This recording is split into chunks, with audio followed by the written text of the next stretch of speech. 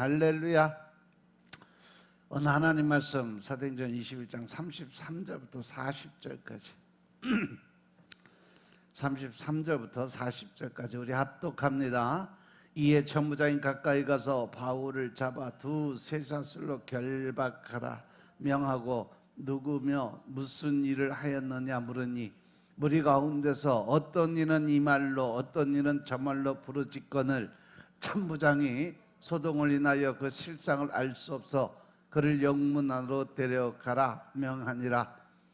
바울이 층대에 이를 때에 무리의 포행을 인하여 군사들에게 들려가니 이는 백성의 무리가 그를 없이 하자고 외치며 따라가미러라. 바울을 데리고 영문으로 들어갈 때 그때 바울이 천부장들어 이르되 내가 당신에게 말할 수 있느냐 가로되 내가 헬라 말을 하느냐 그러면 내가 이전에 난을 일으켜 사천의 자객을 거느리고 광야로 갔던 애굽인이 아니냐. 바울이 가로되 나는 유대인이라 소읍이 아닌 길리기아 다소성의 시민이니 청컨대 백성에게 말하기를 허락하라 하니 천부장이 허락하거늘 바울이 층대 위에 서서 백성에게 손짓하여 크게 종용하니 한 후에 히브리 방언으로 말하여 가로되 할렐루야. 이 33절 보니까 이 천부장에 가까이 가서 바울을 잡아 두 쇠사슬로 결박하라고 명했다고 기록이 되어 있는데, 이 쇠사슬로 묶는다는 것은 사도행전 12장 6절에 보시면 헤롯 왕이 예수님을 믿는 성도들을 죽이고 민심을 얻으려고 해서 요한의 형인 그 야고보를 칼로 죽이는 사건이 기록되어 있어요. 그런데 유대인들이 이 일을 보고 엄청 기뻐했어요. 예수 믿는 사람들 죽이는 것을 아주 기뻐했어요. 그래서 이 헤롯 왕이 그때 당시에 이 베드로가 엄청나게 그 복음 증거자의 제일 앞에 서서 하다 보니까 베드로도 잡아서 죽이면 오히려 더 큰 사람들의 호응을 받겠다. 그래서 잡아서 죽이려고 할 때 그때 당시가 6월절 무교절이라서 죽이지를 못하고 6월절 끝날 때까지, 이 무교절이 끝날 때까지 옥에 가두게 돼요. 군사들을 거기에 4명씩 해서 4패에다가 사방에 다 지키게 하고 6월절에 백성들 앞에서 끌어내어 죽이려는 계획을 하고 베드로 옥에 가두는데, 그때 베드로가 이 군사들 틈에 두 쇠사슬에 묶여있는 모습이 기록되어 있는 것을 보면 지금 사도 바울도 그렇게 사형당할 정도의 중죄인으로 지금은 취급을 하고 있다는 거죠. 이렇게 죄인들을 쇠사슬에 묶는 것은 중죄인에게 적용되는 거예요. 이것은 천부장이 사도 바울을 소유의 주동자로 판단했기 때문이거나 아니면 유대인들이 하도 난리치니까 그 천부장이 군중들로부터 사도 바울을 보호하기 위해서 그래서 정식 재판에 넘기려고 그를 보호하는 과정으로 이렇게 보여져요. 그리고 이 군인들이 쇠사슬을 지참하고 있다는 것은 이미 여러 번 일어난 그 폭동을 경험했다는 것을 암시하고 있는 거죠. 그리고 이들이 쇠사슬을 2개씩이나 가지고 다니는 이유가 아마도 하나는 이 죄인의 손을 묶는 데 사용했을 거고, 또 하나는 잘 움직이지 못하게 발을 묶는 데 사용하지 않았을까. 그리고 이제 34절에 보니까 무리 가운데 어떤 이는 이 말로 어떤 이는 저 말로 부르짖었다라고 기록됐는데, 부르짖는다는 것은 백성들이 폭동이 일어날 때 흔히 일어나는 현상이죠. 사도행전 7장 54절부터 58절에 보시면 스데반 집사가 돌에 맞아 죽는 장면이 나와요. 스데반 집사가 성령 인도하에 그 설교를 다 마친 후에 그들의 마음에 찔려서 스데반 집사에게 그들이 하나님의 말씀을 듣고 마음에 찔리니까 스데반 집사를 향해서 이를 갈고 큰 소리를 지르고 귀를 막고 일심으로 그들에게 달려서 성 밖으로 내치고 돌로 쳐 죽이는 장면이죠. 이처럼 이성을 잃어버리고 서로 자기 주장만 옳다고 주장하는 모습을 부르짖는다라고 이렇게 표현을 해놨어요. 즉 천부장이 무리들에게 사도 바울의 잘못에 대해서 물었을 때 그들은 천부장이 알아들을 수도 없게끔 큰 소리로 바울의 제복을 서로 그냥 어떤 사람이 이렇게 조목조목 얘기하는 게 아니라 이구동성으로 많은 사람들이 자기가 알고 있는 얘기를 다 해버리니까, 그러니까 그 소리를 알아들을 수가 없었죠. 마치 이 모습은 예수님을 십자가에 못 박으라고 부르짖던 그 군중과 헤롯을 찬양한 군중에게도 이러한 모습이 나타나지 않았을까, 이렇게 생각을 해요. 그래서 그를 영문 안으로 들어가서, 영문이라는 것은 당시 예루살렘에 파견된 로마 군대가 주둔하고 있던 안토니아 요새를 가리켜요.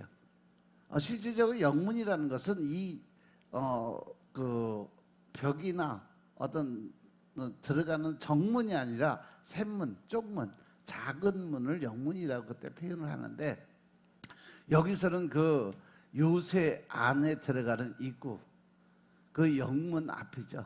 그런데 이 천부장이 사도 바울을 그곳으로 데려가도록 조치한 것은 그 유대의 무리들이 외쳐대는 소리로 인해서 바울의 제목을 알 수가 없었어. 그래서 조용한 곳에서 사도 바울을 신문하기 위해서 따로 안으로 들어가라고 이야기를 하는 거죠. 그리고 이제 35절에 보니까 바울이 층대에 이를 때에 이 유대 그 사람들이 하도 난리를 치니까 군사들에게서 이렇게 들고 층계로 올라가는 그러한 장면을 그려놨어요. 이 층대는 성전 바깥들에서 군대 주둔지인 안토니아 요새까지 올라가는 돌계단이에요. 그런데 여기에 이르러서 유대의 군중들이 난폭함이 더욱 거세지니까 군사들은 유대 무리들의 폭행으로부터 사도 바울을 보호하기 위해서 여러 명이 사도 바울을 떠매고 들고서 어깨에 짊어지는 식으로 해서 층계로 올라갈 수밖에 없었다, 이렇게 돼 있는 거죠. 근데 어떤 사람은 여기서 보면 이전에 사도 바울이 유대인들에게 하도 맞아서 돌로 맞고 몽둥이도 맞고 그래갖고 움직일 수가 없어서 할 수 없이 그 유대 로마 병정들이 어깨에 메고 이렇게 올라갈 정도로 구타를 당해서 이렇게 됐다라고 이야기하는 사람들도 있어요. 아무튼 이제 36절에 보니까 이는 백성의 무리가 그를 없이 하자고, 즉 죽이자고 사도 바울을 죽이라고 소리를 치면서 따라갔으니까 그 모습을 그려놨어요. 이 로마 병정들에게 사도 바울을 빼앗긴 유대인들이 그대로 있지 않고 군병들의 뒤를 따르면서 사도 바울을 죽일 것을 강력히 요구하는 장면이에요. 여기서 보시면 이 35절의 모습이 보여요. 왜 그들이 사도 바울을 떠매고 그 층대를 올라갈 수밖에 없었는지, 이것은 유대인들이 끈질기게 군병들의 뒤를 따르면서 사도 바울을 죽이라고 요구를 하고 있었기 때문에 그래요. 그래서 그냥 놔뒀다간 이 사도 바울이 언제 돌에 맞아 죽을지 모르겠다, 그래서 그를 보호 차원에서 그를 떠매고 올라갔던 거죠. 이것은 지금 과거에 유대인들이 얼마나 끈질기게 예수님을 모해하고 빌라도 앞에서 저를 사형에 처해달라고 외치는, 십자가 못 박으라고 외치는 그런 장면으로 볼 수가 있습니다. 그리고 이제 사도 바울이 아시아로부터 온 유대인들의 충동으로 죽을 고비를 넘기고 아가보 선지자가 예언한 대로 이방인의 손에 체포돼서 결박당하는 모습을 살펴보고, 이제 37절부터 40절까지는 로마 군인들에 의해서 체포된 직후에 사도 바울이 천부장에게 자기 스스로 변론을 요청하면서 자신의 입장을 변호하게 되는, 자기 자신을 변호하게 되는 그런 장면이 이 37절부터 40절에 나와요. 그래서 37절에 보시면 사도 바울은 그의 입장을 변호할 수 있도록 허락해 줄 것을 천부장에게 헬라어를 사용해서 요청을 하게 되는 거죠. 그랬더니 천부장이 깜짝 놀래요. 왜? 이 헬라어는 로마 말이니까 헬라어를 능숙하게 구사하는 사도 바울을 보고 깜짝 놀랐던 거죠. 그래서 38절에 보면 처음에 그를 오해하는 게 AD 54년경에 밀란을 꾀하다가 4천 명의 무리를 이끌고 광야로 잠적해버린 애굽인으로 오해를 하게 됩니다. 그런데 사도 바울의 해명을 들은 천부장이 그가 학식과 교양을 갖춘 사람인 것을 즉시 알아봤죠. 그래서 사도 바울이 변론할 수 있도록 허락을 해주죠. 이래서 사도 바울은 다음 장에 나오는 이 22장에서는요 사도 바울의 변론, 긴 변론이 시작이 되게 만들어줬던 사람이 바로 이 천부장이에요. 이러한 본문에서 우리는 환난 가운데서 굴하지 않고 오히려 이러한 위기 상황을 바로 복음 증거의 계기로 삼아서 변론을 행하는 사도 바울의 복음에 대한 열정을 우리가 보게 돼요. 사실 사도 바울은 예루살렘에서 이러한 환난을 당하게 될 것을 이미 알고 있었어요. 그럼에도 불구하고 그가 예루살렘에 올 수 있었던 것은 로마의 전도를 마치기까지 하나님의 도우심과 하나님의 보호가 있을 것을 믿었던 까닭에 그가 이 로마까지 올 수 있었다는 거죠.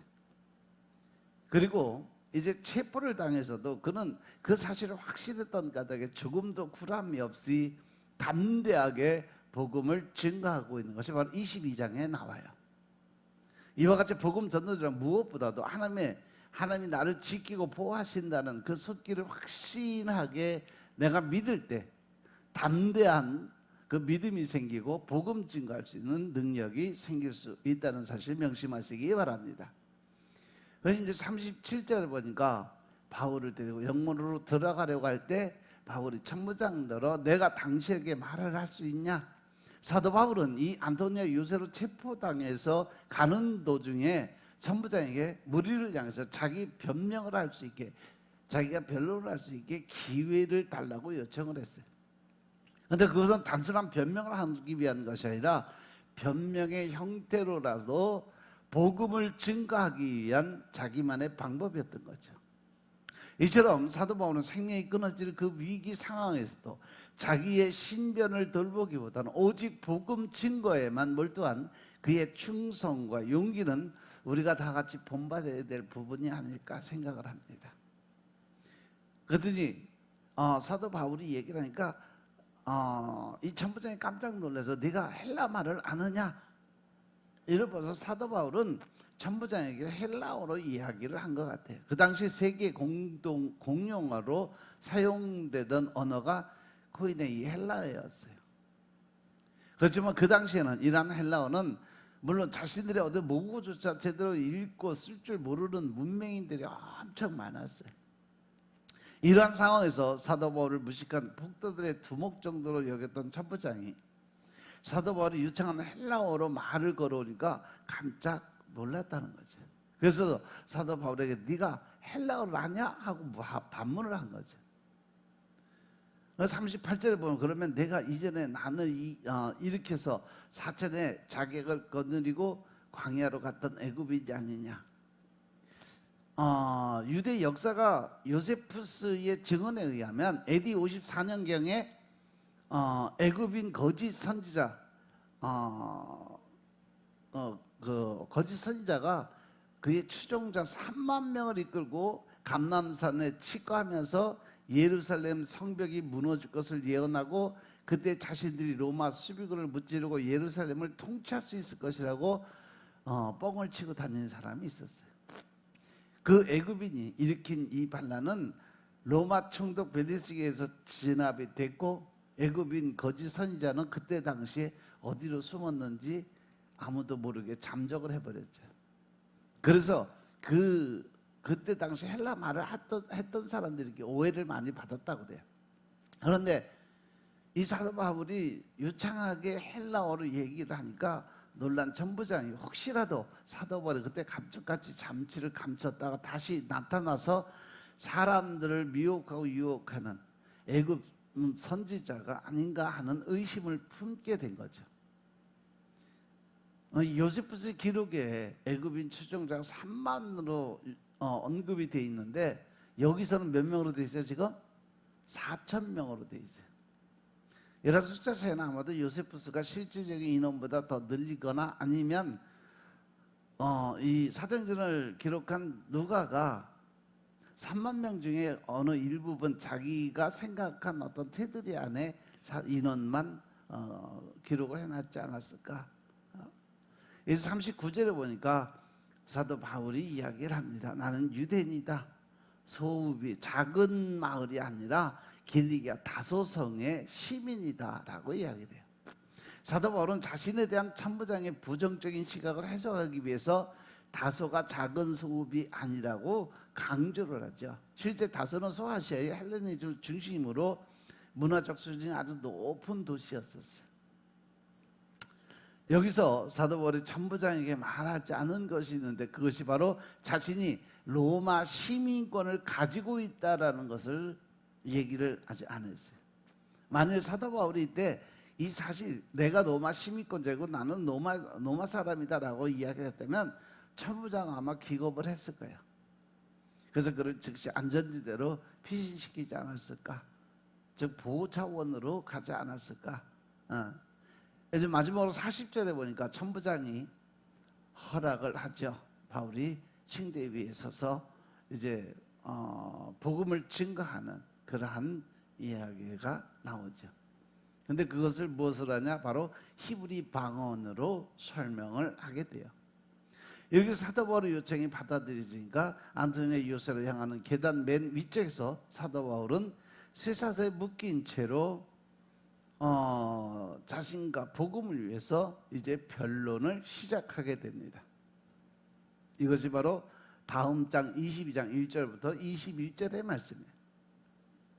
이와 같은 사도 바울의 모습은 누가 봐도 범죄자의 모습이 아니라 능력 있는 전도자의 모습으로 그려져 있어요. 즉 이 같은 사도 바울의 담대한 행동은 성령 하나님의 인도와 도우심을 받지 않고는 도저히 불가능한 일이었다는 거죠. 한편 사도 바울은 천부장에게 헬라어로 얘기했던 것과는 달리 유대인들에게는 무슨 말로?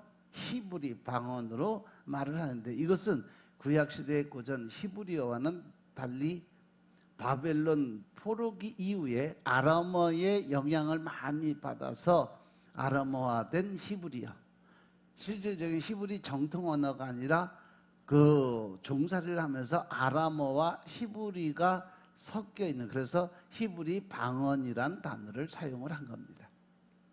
이 언어는 당시 팔레스타인 유대인들이 사용했던 언어였는데 사도 바울은 이들과 원활한 의사소통을 위해서 그때 당시에 모였던 사람들이 바로 그쪽 사람이라서 그 나라 말로 사용을 하고 있는 거죠. 이 오늘 말씀은 사도 바울이 3차 전도 여행의 마지막 부분. 그래서 사도 바울은 에베소를 중심으로 3차 전도 여행을 하고 다시 2차 전도 여행을 다니며 제자들을 다시 세워주죠. 그래서 사도 바울이 사역한 것을 보면 1차, 2차, 3차 전도 여행을 다니면서 늘 자기가 전에 전도 여행을 해서 교회를 세우고 또 성도들을 세우고 이런 부분에서 늘 다시 다니면서 계속 체크를 하고 또 잘못된 것 있으면 고쳐주고 제대로 믿음 생활 할 수 있도록 계속 이렇게 영적인 영향을 계속 공급을 해준 그러한 부분들이 있어요. 그리고 그 힘들게 전도 여행을 다니면서도 하나님의 이 말씀을 받아서 계속 기록해 놓은 것이 바로 고린도 후서와 로마서를 기록하는 그런 위대한 일을 하게 됐죠.